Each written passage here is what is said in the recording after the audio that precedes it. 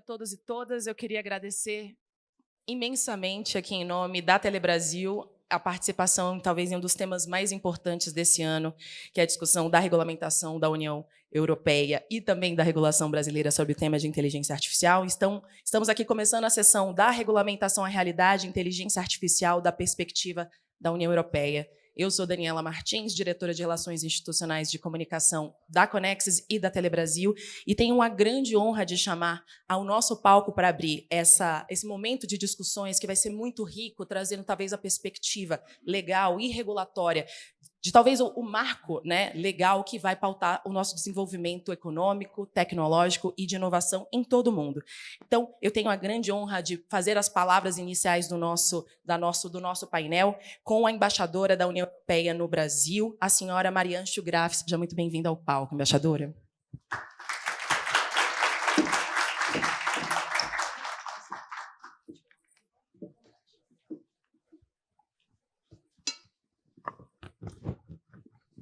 Senhoras e senhores, bom dia. A União Europeia tem a grande satisfação de ser uma das patrocinadoras da edição número 50 do painel Telebrasil. E estou pessoalmente muito feliz em dar-lhes as boas-vindas neste painel específico que aborda um dos temas mais atuais e importantes do nosso tempo. Do ChatGPT aos veículos autônomos, a inteligência artificial é uma das tendências tecnológicas mais empolgantes e controversas do século XXI. Acredito que todos podemos concordar que é incrível o quão grande o espaço da IA se tornou e quão rápido ele está crescendo. Só para mencionar algumas estatísticas recentes, o mercado global de IA está avaliado em mais de 257 bilhões de euros. Um aumento de cerca de 74 bilhões de euros desde o ano passado. Até 2025, que já o ano próximo, quase 100 milhões de pessoas trabalham no setor da IA. E o valor da indústria de IA deverá aumentar mais de 13 vezes nos próximos 6 anos. Essas estatísticas são impressionantes e claro que a adoção de sistemas de IA tem um forte potencial para trazer benefícios sociais e crescimento econômico. No entanto, em certos casos, as características específicas de certos sistemas de IA podem criar novos riscos relacionados à segurança do usuário, incluindo a segurança física e os direitos fundamentais. Alguns modelos poderosos de IA que estão sendo amplamente utilizados podem até representar riscos sistêmicos. Isto conduz à incerteza jurídica e a uma adoção potencialmente mais lenta das tecnologias de IA por parte das autoridades públicas, das empresas e dos cidadãos, devido à falta de confiança. Em resposta a estes desafios, na União Europeia foi considerado necessário tomar medidas legislativas para nos resguardar dos riscos para a saúde, a segurança e os direitos fundamentais, bem como proteger a democracia, o Estado de Direito e o ambiente. E, após um processo legislativo complexo e nada fácil, a União Europeia adotou este ano a primeira lei abrangente do mundo sobre inteligência artificial. O tema do painel de hoje é como traduzimos uma regulamentação para a realidade. Estamos muito felizes em ter conosco representantes de grandes empresas europeias presentes no Brasil. Ericsson, Telefônica, Stellantis e Siemens Healthineers, para fornecer a perspectiva do setor privado de como eles veem o futuro de uma inteligência artificial regulamentada tanto na Europa quanto no Brasil. Tenho certeza de que as discussões de hoje serão muito interessantes e gostaria de agradecer a Daniela Martins, da Conexis, para aceitar a tarefa de moderar este painel. Gostaria também de agradecer aos palestrantes pela participação, assim como a todos na plateia pelo interesse e a presença. Desejo a vocês um excelente debate e obrigada pela atenção.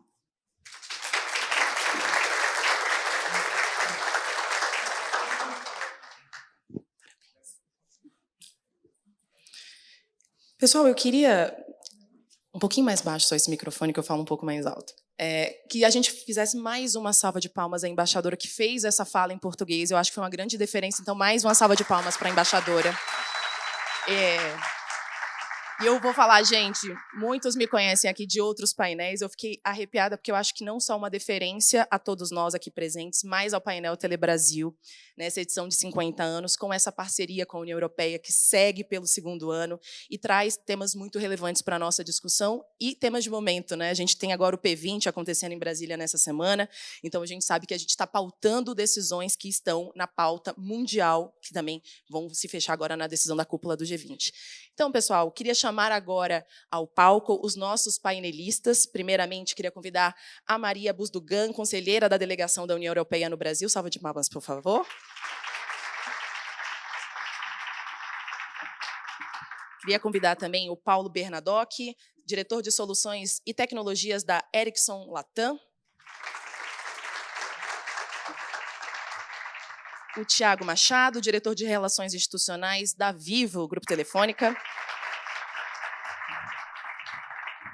O Paulo Pontes, diretor-geral de Ultrassom América Latina da Siemens Healthineers. E o Fábio de Freitas, vice-presidente de ICT e Inovação Digital para a América do Sul, da Stellantis.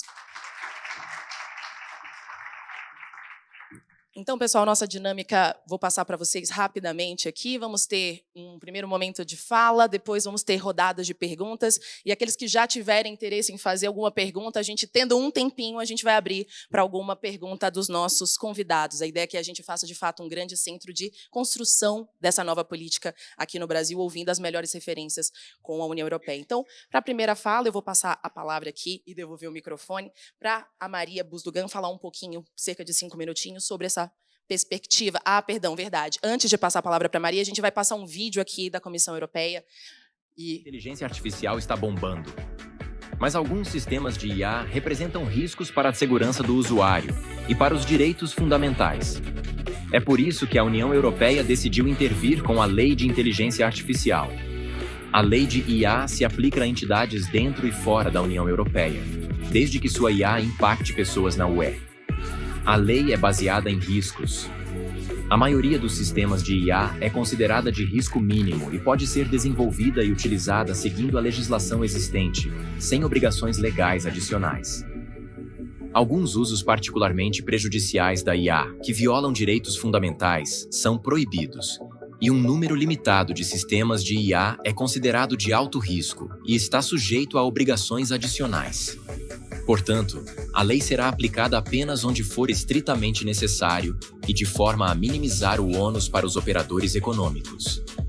A Lei de IA estabelece uma estrutura legal que pode responder a novos desenvolvimentos de forma fácil e rápida, com o objetivo de permitir a inovação e se adaptar a novas soluções tecnológicas. Ela foi criada para se adaptar a novos desenvolvimentos e apoiar a inovação. Uma IA bem regulamentada significa o aumento da confiança e da clareza jurídica e um mercado mais competitivo. A UE acredita em um futuro brilhante e equilibrado para a IA. Então, gente, uma salva de palmas para agora a gente fazer essa transição para o trabalho feito. E agradeço a Maria pelo lembrete de a gente trazer esse material introdutório agora para essa fala de considerações iniciais sobre o contexto da regulação na União Europeia com a Maria Bosdogan. Muito obrigada, Daniela, e bom dia a todos e todas. É um prazer estar aqui com vocês e com esses colegas de painel que quero cumprimentar e também agradecer muito por aceitar esse reto de estar neste debate. Queria falar muito brevemente sobre como estamos passando de regulamentação para a realidade na União Europeia e também, talvez, poner uma base para a discussão que seguirá e abrir um pouco, talvez, para críticas, não? Mas só comentar que depois de entrada em vigor da lei de inteligência artificial, em agosto deste ano, estamos agora preparando a fase de implementação. E temos alguns dados que se estão acercando muito e só para entender um pouco o processo. Então, a lei vai ser aplicada 2 anos após a entrada em vigor, então, começando 2 de agosto de 2026, com algumas exceções que, de fato, são muito importantes.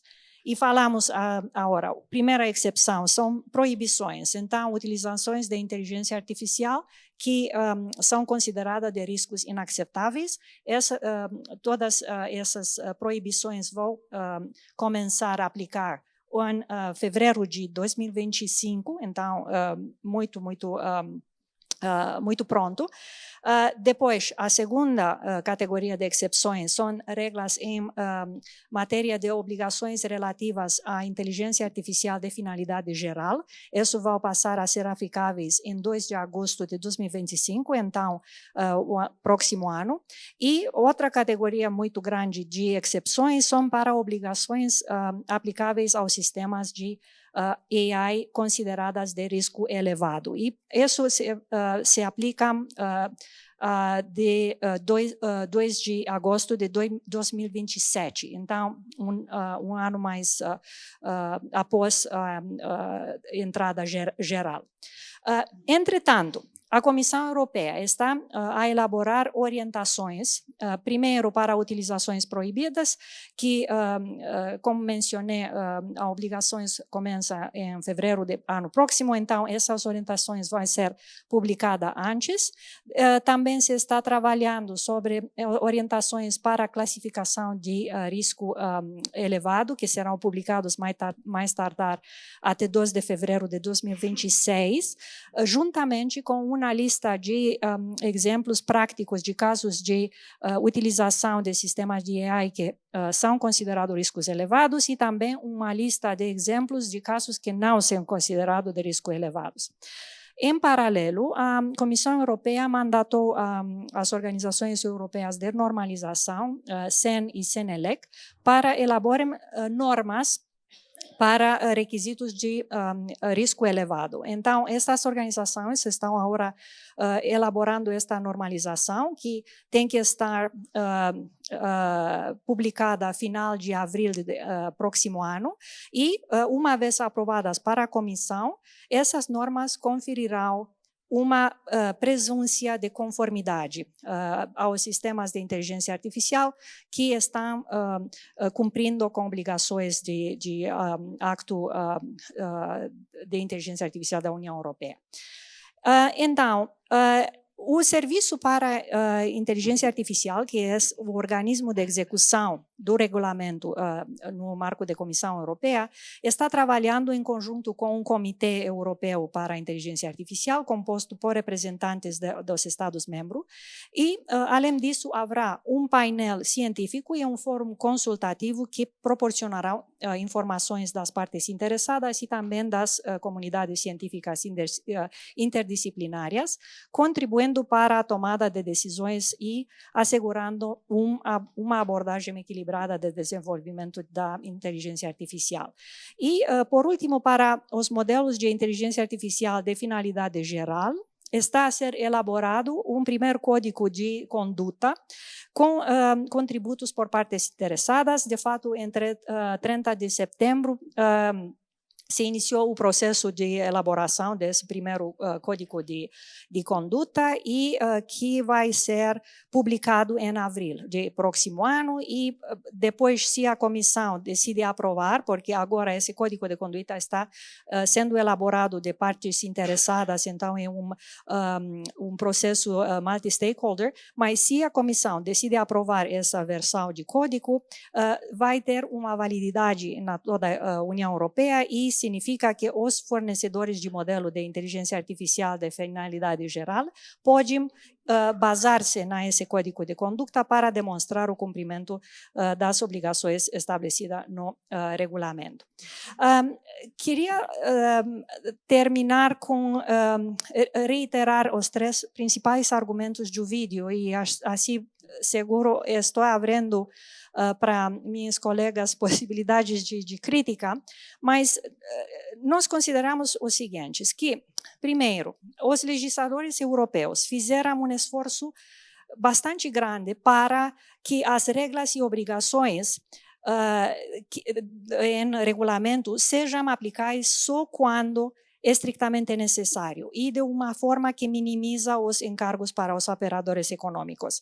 A maioria dos sistemas de inteligência artificial pode ser desenvolvida e utilizada sujeita à legislação existente, então, sem obrigações legais adicionais. É um ponto muito importante. A maioria das aplicações não vai trazer obrigações adicionais. Em segundo lugar, pensamos que, de verdade, o regulamento está preparado para o futuro. Consideramos que é um quadro jurídico que é fácil e rápido de adaptação e permite uma avaliação frequente. E os requisitos e as obrigações são orientados para os resultados e deixam as soluções técnicas específicas, concretas, a normas e códigos de conduta orientada para a indústria. Então, esses são flexíveis, podem ser adaptados a diferentes casos de utilização e permitem novas soluções tecnológicas. E, além disso, a própria legislação pode ser modificada, por exemplo, para rever a lista de casos de utilização de risco elevado mencionado no anexo 3. O terceiro ponto e último é que as novas regras apoiam a inovação. Estamos convictos de que é possível encontrar um equilíbrio justo entre inovação e proteção. E consideramos também que é uma falsa dicotomia afirmar que a regulamentação impede a inovação. De fato, acreditamos que uma boa regulamentação pode efetivamente promover inovação. O aumento de confiança dos utilizadores aumentará a procura de inteligência artificial utilizada pelas empresas e pelas autoridades públicas e, por consequente, reforçará a adopção da inteligência artificial.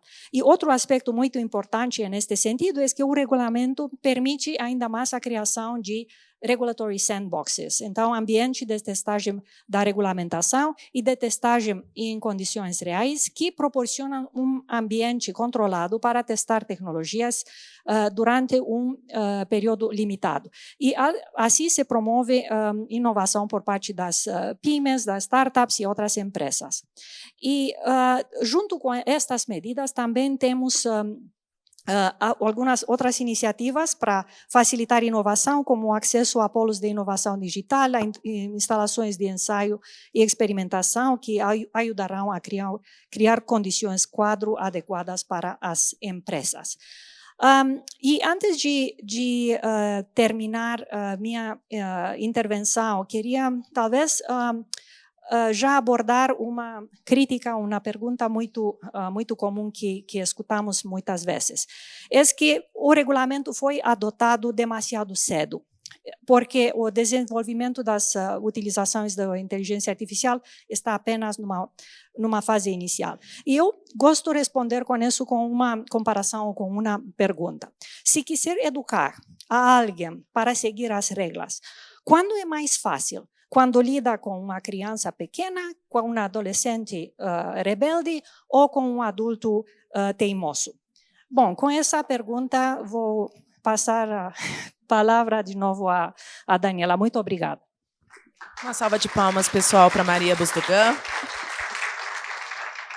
Eu acho que complementando, não sei se todos me ouvem, né? E acho que complementando um ponto curioso, né? Eu acho que além dessas provocações que a Maria começa trazendo explicações, também já deixando alguns pontos a serem trazidos pelos nossos mediadores, mas o vídeo aqui, trazido pela União Europeia para introduzir essa nossa discussão, foi 100% feito por inteligência artificial. Ou seja, ela está por aqui, às vezes a gente só não percebe. Então, com essa informação, a gente agora começa a sessão de debates também com a nossa mesa. Então, reforçando, eu vou passar uma pergunta provocadora aqui para os nossos 4 convidados representantes aqui da indústria. Então, vou provocar também nessa sequência, também para evitar de eu ficar fazendo essa pergunta todas as vezes. Então, vamos falar Paulo Bernardoc, Tiago, Paulo Pontes e Fábio de Freitas nessa sequência. E aí a gente vai falar por 5 minutinhos, peço cada um para a gente conseguir ter uma rodada, com uma primeira provocação para todos vocês. Então, saber como a empresa que vocês representam já está trabalhando com IA e como esse novo modelo tecnológico vai mudar o modelo de negócios que todos vocês têm. Então, inicialmente, Paulo Bernardoc, e na sequência eu convido os convidados a falarem 5 minutinhos sobre esse tema. Legal. Para quem, eu creio que todo mundo aqui seja do mercado de telecomunicações e conheça a Ericsson, nós somos fornecedores de equipamentos para conectividade, plataformas, né? E a nossa expectativa é que se beneficiar muito da inteligência artificial, né? Incorporá-la nos nossos produtos, e ela terá uma série de áreas onde ela vai atuar, né? Uma delas, para exemplificar, a gente pode falar direto de sustentabilidade, economia de energia. Então, o equipamento pode otimizar a sua configuração para se adaptar à demanda de tráfego que as redes estão colocando naquele momento. Outra área onde a inteligência artificial pode ajudar em muito é na questão da automação. Então, assim, passar a configurar a rede, né, e ajustar a configuração de a rede de acordo com a necessidade ou com o serviço que está sendo utilizado naquele momento. A gente falou muito nos últimos anos sobre network slicing, né, e é o perfeito exemplo de onde usar inteligência artificial. O slicing ser criado, gerido, né, e descomissionado de acordo com os serviços que são esperados para aquele local, para aqueles assinantes que estão ali naquela localidade, né? Então, o ponto de vista operacional, né, e o ponto de vista de experiência do usuário vão ser os grandes beneficiários da inteligência artificial, né? A Ericsson vê, né, a inteligência artificial como uma tecnologia em crescimento, né, em crescimento rápido. E nesse momento é muito importante que a gente possa acompanhar o desenvolvimento dessa tecnologia, tendo as condições, né, para competir com outros países, né, com outras regiões, né, e poder desenvolver essas plataformas, né. A gente percebe nesse momento que tanto a questão dos modelos abertos, né, aqueles que são publicados e podem ser otimizados por uma determinada função, né? Quanto os modelos multimodais, aqueles que juntam diversas formas de mídia, como vídeo, áudio, texto, são os dois pontos, nesse momento, críticos, né, do desenvolvimento da tecnologia. Né? E então o que nos preocupa, né, é ter a liberdade e ter as condições, né, de poder trabalhar tudo isso, né, no contexto da União Europeia com a flexibilidade que esse momento requer de autocrescimento e ao mesmo tempo, né, preservando os valores, né, como a privacidade do usuário, os valores éticos, que tudo isso é extremamente relevante, né, e não pode ser negociado. Então, o grande desafio nesse momento é trabalhar o balanço desses dois ingredientes, né, e eu acho que essa grande lição que a gente traz, né, para a discussão que está em andamento no Brasil, né, a gente tem essa discussão em aberto no Congresso, né, então a preocupação, né, o foco que a gente tem que ter é esse, né, encontrar um balanço que permita, ao mesmo tempo, desenvolvimento e protegendo garantias. Obrigada, Paulo. Thiago?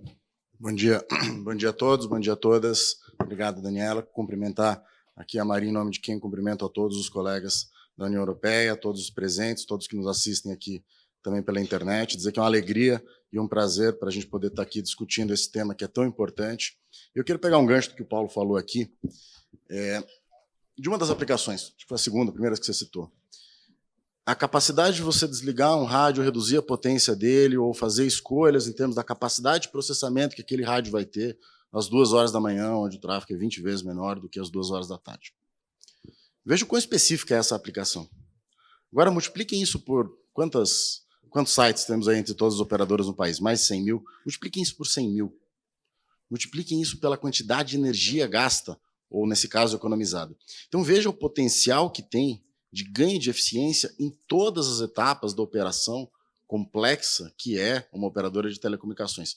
Seja ali na gestão de energia de um site móvel, ou seja em qualquer outra etapa de previsão de erro, previsão de falha, detecção de anomalias em rede, segurança, quer dizer, tem uma série de aplicações dentro do campo operacional.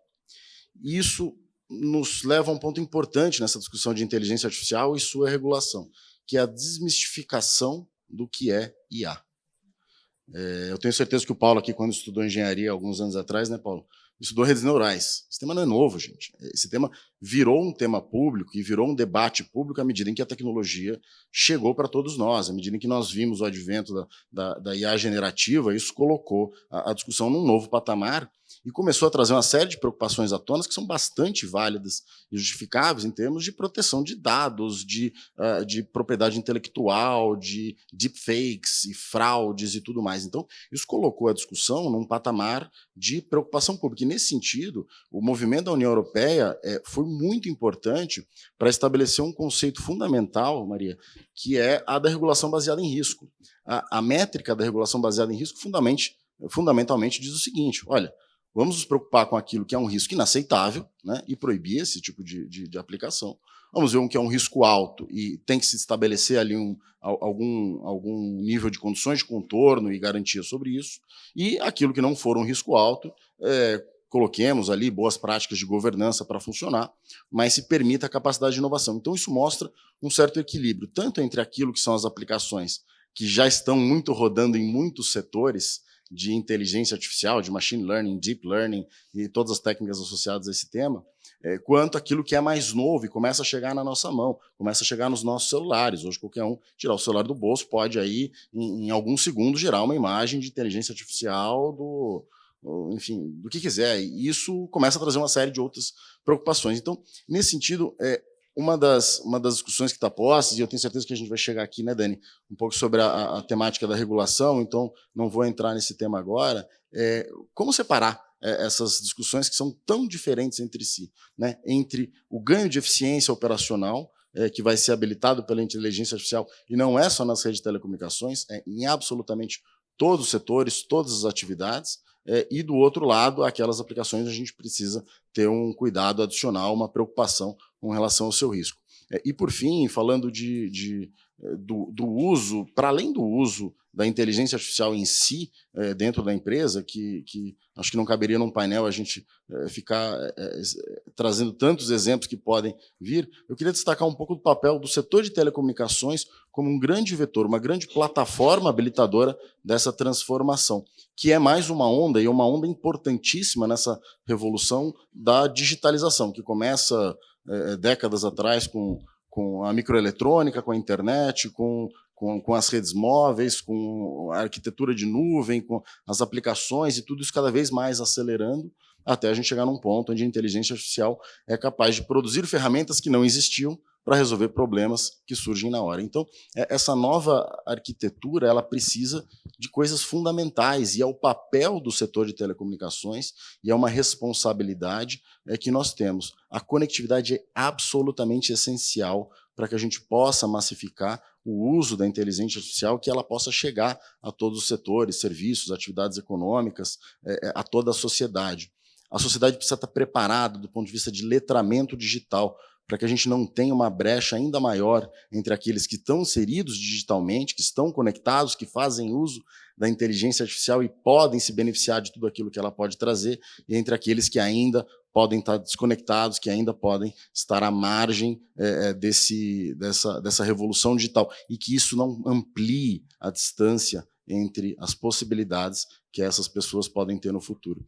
E, por fim, a gente não pode falar de transição digital sem falar de transição verde. A transição verde ela é uma transição digital e vice-versa. Eu acho que foi até o Rafael que falou isso num outro evento, né, Rafael? Estou olhando para ele agora. E eu acho que isso é muito importante. A transição digital ela precisa ser verde. E isso não é um risco, isso é uma oportunidade para o país. Um país que tem uma matriz energética limpa, um país que é capaz de ampliar a sua geração de energia verde para alimentar esse uso da digitalização e o uso da inteligência artificial, que vai ser profundamente, e é profundamente intensiva em capacidade de processamento. A gente vai precisar de novos data centers, a gente vai precisar ampliar as redes, e tudo isso deve ser feito com uma política também de transição verde, uma política também olhando para a energia. Eu acho que isso é um potencial tremendo que o Brasil tem, e é um diferencial competitivo, para que a gente possa atrair investimentos, atrair desenvolvimento econômico, e isso seja o motor de gerar a inclusão digital, que é a inclusão social. Então, eu acho que isso é uma transformação profunda do país, Dani, e é um debate essencial, não só do setor de telecomunicações, mas de toda a sociedade. Obrigada, Tiago. Na sequência... Opa, probleminhas técnicos. Para o Paulo Pontes. Bom dia, obrigado, Dani, obrigado pela conexão, pelo convite, parabéns ao painel Telebrasil, obrigado a Maria e à União Europeia também pelo convite. Bom dia a todos e obrigado pela presença.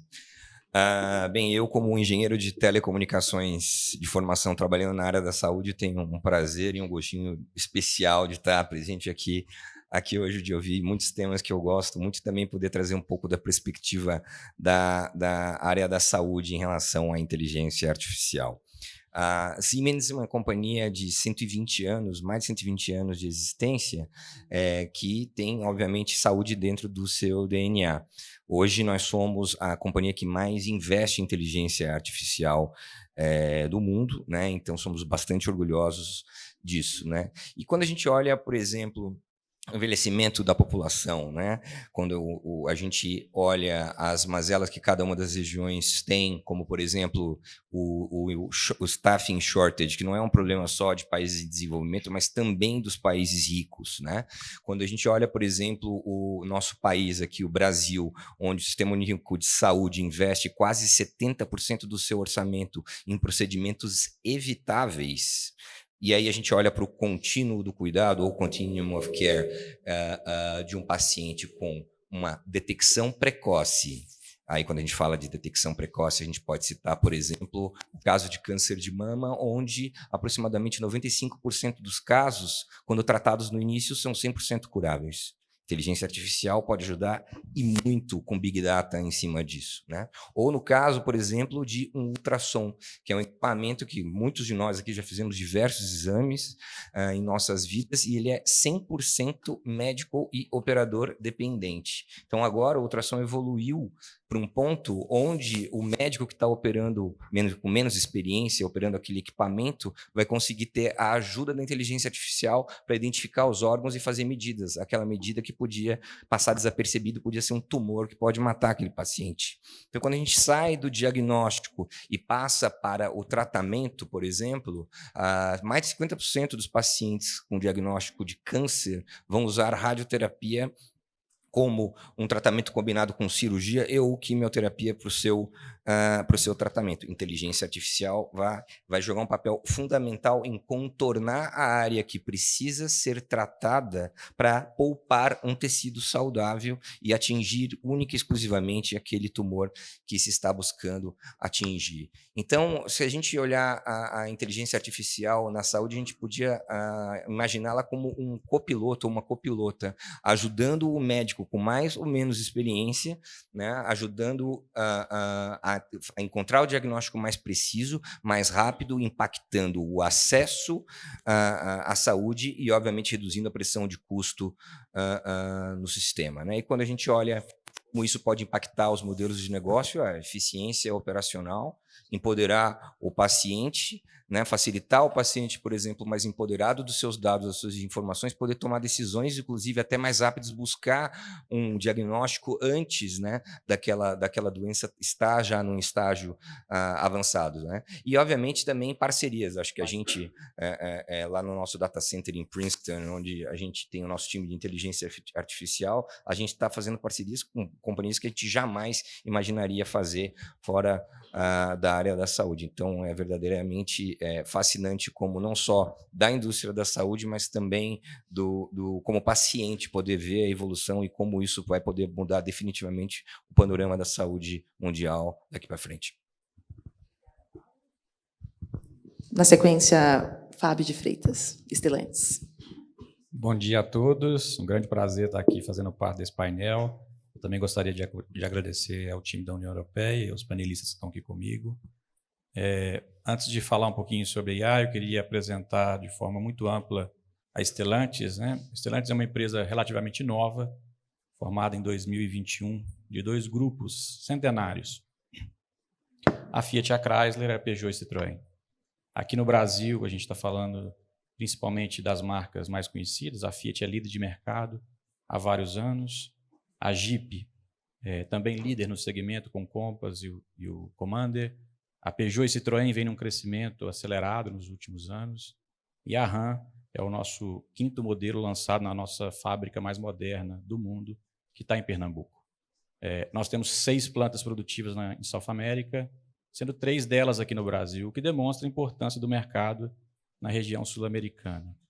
Além disso, nós estamos falando de 4 centros de pesquisa e desenvolvimento, 3 deles aqui também no Brasil, e um investimento anunciado nos últimos meses de mais de 30 bilhões de reais nos próximos anos aqui na região.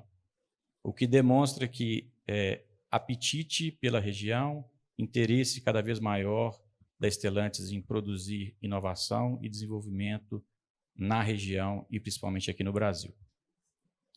O tema de inteligência artificial ele tem sido tratado muito de perto pelo nosso time, na Stellantis, seja na Europa, seja aqui no Brasil, em outras localidades. A gente quis fazer parte da transformação e não simplesmente assistir o que vai acontecer. Obviamente, quando eu falo fazer parte da transformação, a gente pode citar alguns exemplos. Já esse ano, na Europa, ou no mundo, nós somos a primeira montadora a anunciar a adoção do ChatGPT dentro dos veículos, com comando de voz. Isso vai trazer uma experiência diferenciada para os nossos clientes dentro dos veículos.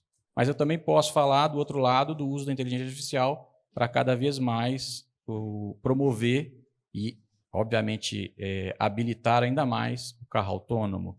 E a gente também está avançando nessa agenda, olhando principalmente os mercados europeus, em como avançar nos 5 níveis de automação do carro autônomo, obviamente. Para além disso, nós temos hoje quase 100 casos de uso mapeados em diferentes estágios dentro da empresa. E esses casos de uso estão muito voltados para uma melhor experiência do nosso cliente E isso são vocês todos, somos nós todos que demandamos. Nós hoje olhamos para o nosso streaming dentro de casa e queremos simplesmente selecionar baseado no nosso interesse. A mesma coisa o marketplace. Quando a gente vai em um website hoje, sem saber, por trás tem inteligência artificial me recomendando algo. Então, os clientes estão sendo impulsionados e pressionando de alguma forma para que tenha inovação nos nossos produtos e nos nossos serviços. Então, você tem ali uma categoria de inovar para a experiência do cliente, você tem também uma categoria ou um grupo de inovação voltada à produtividade e cada vez mais gerando insights. A inteligência artificial te mostra algo que até então parecia invisível. Você não conseguia enxergar. E com o potencial de computação, com o potencial dos algoritmos, isso é possível e é capaz. E com esses insights, você toma melhores decisões, você faz mais, com talvez uma produção e um time mais otimizado. A indústria automotiva, de forma geral, está passando por uma reinvenção. Nós estamos falando da eletrificação. Apesar de aqui no Brasil ter uma fonte energética muito favorável, que é o etanol, na Europa a gente vê como a agenda da eletrificação tem avançado. Vai chegar aqui um dia? Vai. Nós acabamos de lançar, entre hoje e amanhã, os carros híbridos aqui no Brasil. A Fiat está anunciando entre hoje e amanhã os carros híbridos, porque a gente acredita que no Brasil essa é a agenda mais positiva para o momento. Então, se eu puder resumir assim, nós não queremos ser espectadores, queremos fazer parte da revolução, tem um foco muito no cliente, na produtividade e trazer inovação na ponta para dentro dos nossos veículos. Claro que tudo isso à margem da segurança, da transparência, que é um dos fatores principais aí da regulamentação na Europa, e o Brasil precisa se espelhar nessas práticas e entender o quanto a gente quer, né, se aproximar do que foi feito na Europa ou de outros países, né, que também estão criando regulamentações, como é o caso dos Estados Unidos, onde a grande parte das big techs estão lá, mas eles decidiram não regulamentar com lei tão forte, mas criar um framework, se eu puder chamar assim, uma forma de instruir o correto desenvolvimento com responsabilidade, com segurança, com transparência, os projetos de inteligência artificial. Quando você olha para o lado do Japão, é algo parecido. Ou seja, o Japão tem tentado cada vez mais ainda não criar uma lei, mas naquele setor específico que precisa avançar, como é o caso do transporte, eles vão ali e regulamentam aquele setor e, obviamente, entende com a comunidade. Então, a gente acredita que aqui tem que ter um balanço, né, muito próximo daquilo que a União Europeia fez e o Brasil, que é adepto à transformação digital, né? O brasileiro, por si só, ele tem evoluído muito na questão da adaptabilidade para a transformação digital. Isso é muito interessante. Acho que é isso que eu queria comentar nesse primeiro momento. Muito obrigada, Fábio. E aí, gente, para a gente ter a nossa dinâmica, o relógio está correndo, eu já vou também fazer mais uma outra rodada também de pergunta para os 4 representantes das diversas indústrias, e aí fiquei muito feliz aqui, até com a provocação do Paulo Pontes, os convidados da nossa indústria aqui de telecom, da indústria de tecnologia. Então, mostra exatamente esse nosso caráter de infraestrutura essencial que a gente fala tanto no setor de telecomunicações para todo o desenvolvimento econômico. Então, nessa próxima rodada, eu vou pedir uma fala de uns 3 minutinhos para cada um de vocês, agora falando do ponto mais direto sobre regulamentação, né? Então, como aqui os senhores avaliam as regulações aprovadas e em discussão sobre o tema de IA no Brasil e também na União Europeia, como vocês veem os textos, né, os impactos nas suas indústrias, vocês avaliam que as normativas postas e propostas vieram cedo demais, como até a Maria provocou no início da sua fala, elas têm demasiada força para o atual estágio de desenvolvimento tecnológico, inclusive aqueles também que quiserem fazer algum comentário sobre o Plano Brasileiro de Inteligência Artificial, também se sintam convidados. Aproveitem esses 3 minutinhos com sabedoria. E aí eu vou voltar, então, talvez na ordem inversa, né? A gente faz o Fábio, o Paulo Pontes, o Thiago e o Bernadoc para prestigiar também esses colegas. Fiquem à vontade, palavra aberta, então, aqui com o Fábio. Ok. Bom, acho que o primeiro ponto, assim, nós estamos falando realmente de um tema super complexo, controverso, como já foi dito, e que talvez a gente ainda não saiba, e ninguém sabe ainda, aonde é a fronteira e o limite da evolução da tecnologia. Quando você olha para a regulamentação e você fala, olha, em 1 ano ou 2 anos, e talvez 3, dependendo do risco, dependendo do nível do risco que está na norma ou na lei, eu vou me adaptar. A Stellantis tem feito isso, né? A gente está olhando para dentro do nosso inventário de itens que estão já mapeados ou que já estão entregues ao nosso produto ou ao nosso cliente, para justamente aderir e enquadrar nas legislações. Eu acho importante os próximos passos que o time da União Europeia colocou aqui, que vão ser divulgados, ele talvez traga luz para alguns pontos que são realmente duvidosos. O que a gente precisa entender é que, assim, quanto mais eu tento regular, talvez eu iniba e talvez crie uma certa proteção que é bom, que é satisfatória, que é transparente, mas talvez eu leve para algum outro mercado a inovação ou a dependência para que seja desenvolvido cada vez mais a tecnologia. Então, a dependência de outros países ou do exterior, no caso da União Europeia, é interessante. Quando a gente olha para o Brasil, como eu disse, o Brasil tem um potencial de crescimento tecnológico absurdo. Somente na Stellantis nós estamos falando de quase 4.000 engenheiros contratados para desenvolvimento de software, e não só para o Brasil, também para o mundo, para o resto do globo. Ou seja, mostra que, eu não gosto de usar a palavra low cost country, mas eu gosto de falar best cost country.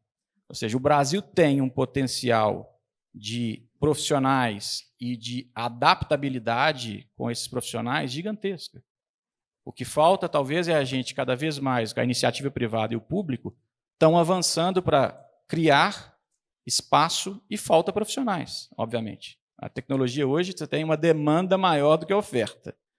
Então, eu entendo que queremos avançar, eu acho que um balanço aqui entre o que a União Europeia fez e, como eu comentei, o que o Japão ou o que os Estados Unidos estão fazendo, ele é essencial. O balanço é essencial, a flexibilidade é essencial e a agilidade. Nós não estamos falando de algo que está parado no tempo. Nós estamos conversando aqui hoje, amanhã já é diferente. Daqui uma semana é diferente. Então, eu acho que as comissões precisam, de alguma forma, entender esse dinamismo e nós vamos construir juntos. Eu acho que os setores estão dispostos a discutir cada vez mais, a indústria está disposta a discutir cada vez mais, e entender como criar esse dinamismo para não parar, talvez, essa aceleração que a gente está vendo no Brasil. É isso. Muitíssimo obrigada, Fábio. Paulo Pontes, na sequência.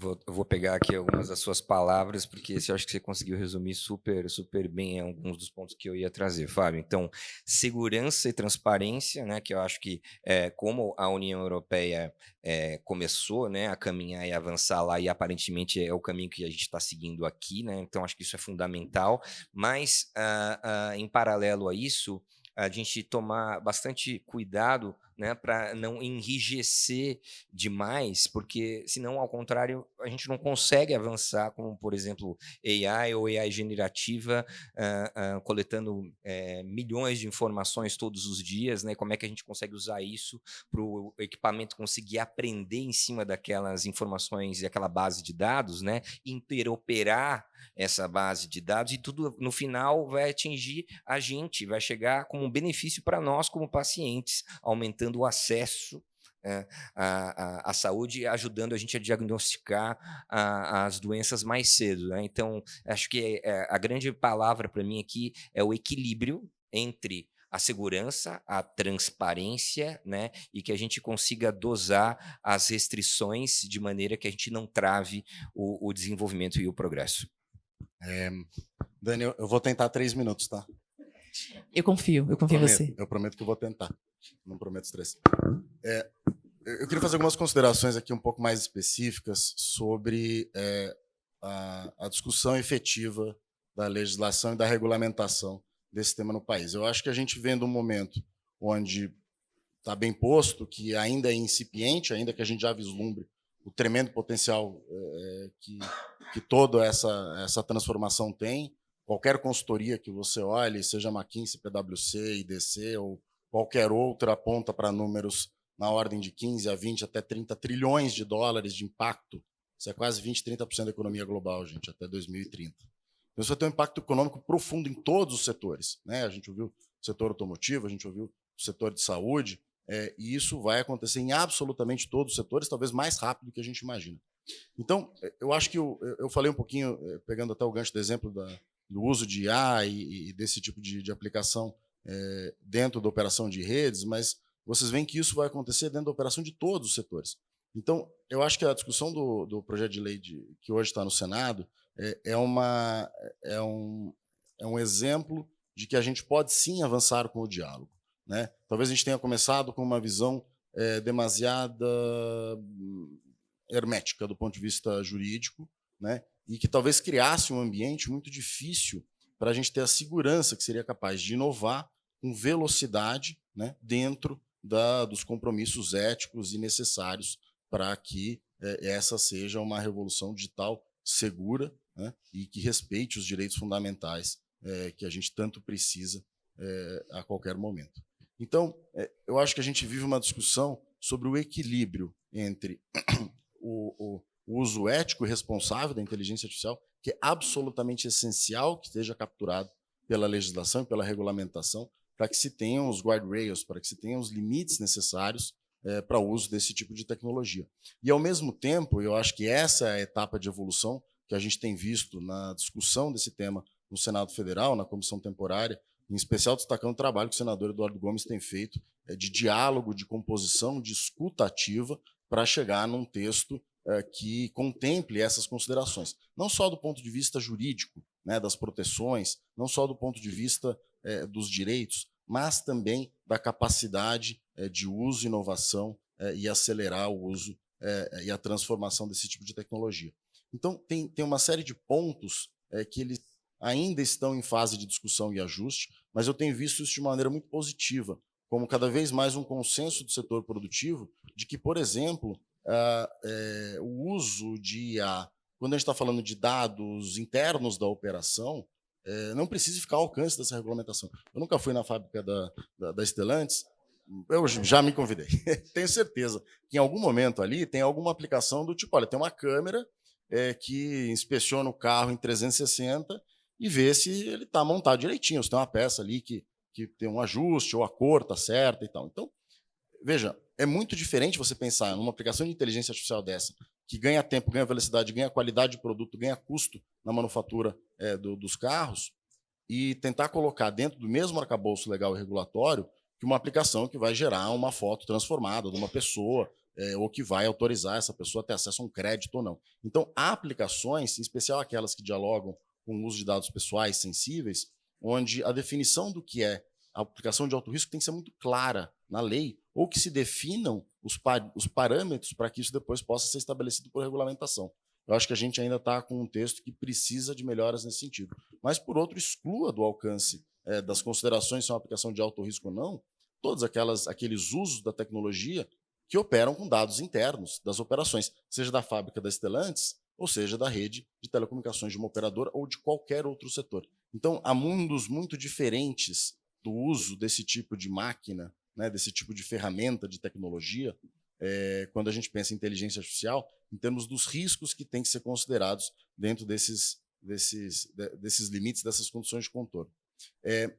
Eu acho que a gente também precisa de um pouco de clareza, e eu acho que tem um avanço importante nessa discussão no Senado atualmente, que é o papel dos reguladores setoriais em exercer a capacidade regulatória dentro daqueles setores, seja a ANAC, a Anatel, a NTT, a ANS, o Bacen, seja qualquer regulador setorial que tem dentro das suas competências e vai, a partir dessa nova revolução, também exercer essas competências com as considerações agora do uso da inteligência artificial naquele setor específico.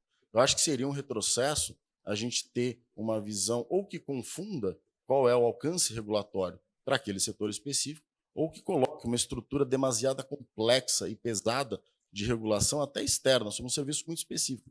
Veja, me parece natural que a Anatel consiga entender o papel da inteligência artificial no uso, no ganho de eficiência, de energia de uma rede de telecomunicações. Me parece pouco natural que um regulador, que não fosse o regulador setorial, pudesse ter o mesmo nível de clareza sobre o impacto ou não desse tipo de aplicação. E eu acho que isso vale para qualquer setor. Então, acho que essa clareza do alcance regulatório, ela também é muito importante. E, por fim, eu acho que é importante que esse texto também contemple, e há um avanço muito importante nesse sentido, então por isso que eu falo novamente desse nosso otimismo, nesse diálogo que tem avançado, e eu acho que agora tem um caminho claro aí para que esse texto avance no Senado, que é de criar ali um ambiente não só do ponto de vista dos limites, daquilo que é alto risco, e novamente isso precisa estar muito claro para não criar um alcance muito grande, né, uma interpretação muito fluida do que poderia ser alto risco ou não, mas também cria os mecanismos para fomento, para capacitação, para incentivo à inovação, para aceleração, para criar um melhor ambiente de negócio, um melhor ambiente de inovação e um melhor ambiente de investimentos nesse setor. E isso a gente precisa olhar para o letramento digital, a gente precisa olhar para a infraestrutura, a gente precisa olhar para a energia, a gente precisa olhar para uma série de fatores que vão ser fatores para impulsionar o uso da inteligência artificial. Então, quando a gente fala de equilíbrio, fala de balanço, para terminar minha fala, eu acho que é isso, é encontrar o equilíbrio entre o que é a consideração necessária dos riscos que podem surgir do mau uso de uma ferramenta que é poderosa e que pode ser muito ampla, e esses riscos têm que ser bem cercados, delimitados, mas, por outro lado, encontrar a oportunidade que existe de inteligência artificial, como o Paulo falou, para avançar o cuidado médico, para avançar, melhorar a saúde e o acesso a qualquer outro serviço essencial, seja saúde, seja educação, segurança pública, transporte.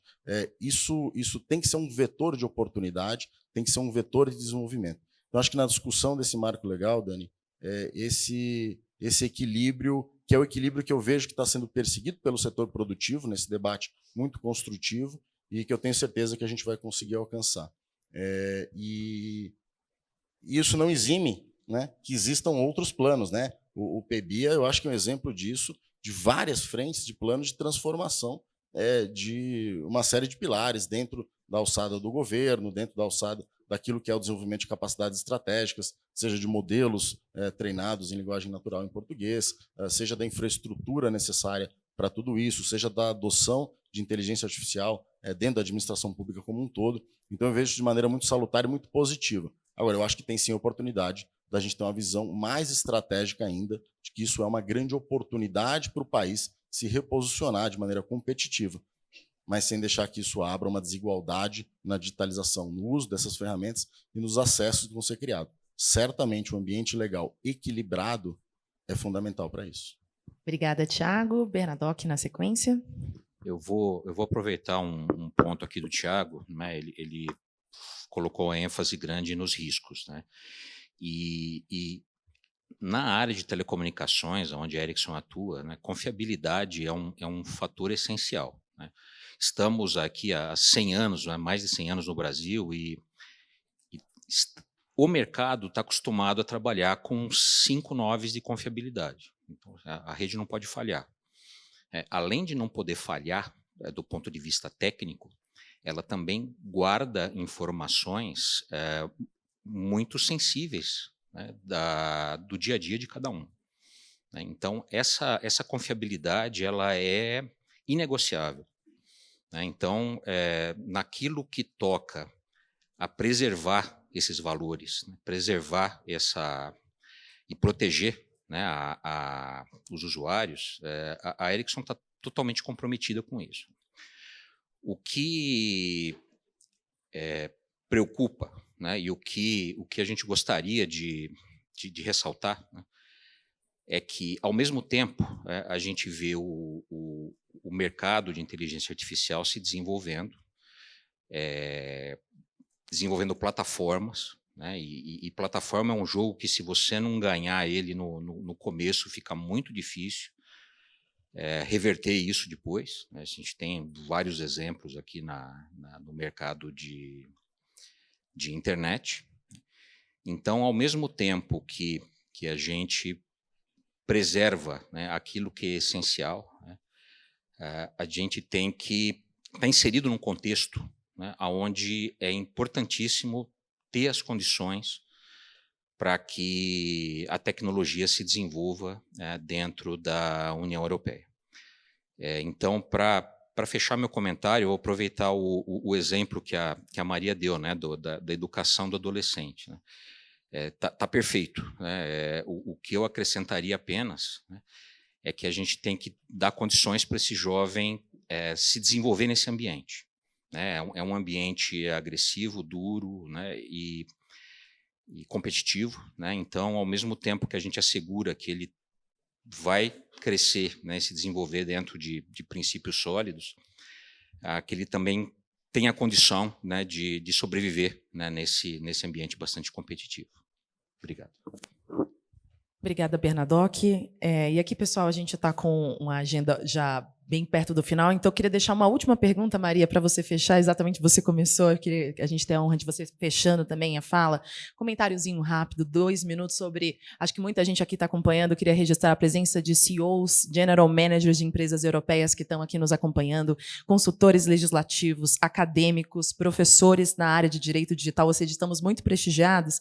Então, para fechar, Maria, a gente está acompanhando, né? E a sua fala inicial foi muito importante para entender em que ponto estamos na implementação agora da regulação na União Europeia, mas pode-se perguntar ainda se a União Europeia pensa em fazer alguns ajustes nessa regulamentação aprovada. A gente acaba lendo isso em alguns lugares, em alguns fóruns, então a gente traz até notícias, informações para a gente fechar o nosso debate. Maria, a palavra está contigo. Sim, muito obrigada, e aproveito esta ocasião para aclarar que não estamos trabalhando em um câmbio da legislação. Estamos trabalhando, como expliquei, nessas orientações para facilitar a implementação, mas sim, a lei prevê essa possibilidade de revisão de partes da legislação com bastante facilidade, mas por agora, isso é um argumento muito importante. Seguimos com a versão da legislativa que foi adotada e acho que vamos ter bastante lições aprendidas para outros países, inclusive para o Brasil, nos meses seguintes, e estamos abertos a esse diálogo muito importante com a indústria. Estamos nesse diálogo aqui no Brasil, como Tiago e Paulo conhecem, temos a Industry Sounding Board, e na Europa muito acercamento com o setor industrial para entender suas preocupações com respeito à implementação futura. E para nós, eu acho que não há dúvida que a União Europeia demonstrado que se pode adotar uma lei sobre inteligência artificial bastante ambiciosa.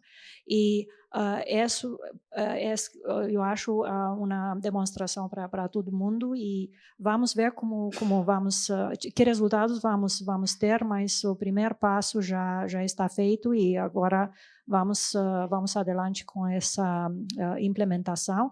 E se a história vai decidir se tivemos razão, não só com uma regulamentação, mas também com a modalidade.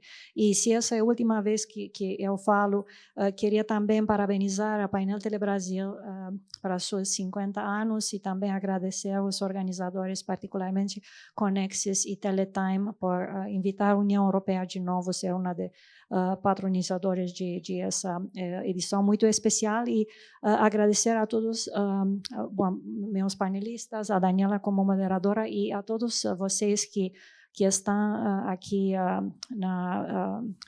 nessa sala.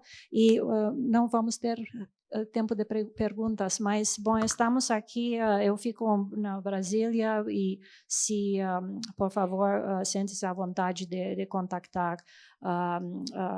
Me pessoalmente estou aqui com colegas e com colegas de GIZ aqui, estamos à sua disposição para responder perguntas se tem interesse na experiência europeia. Mas, de novo, muito obrigada.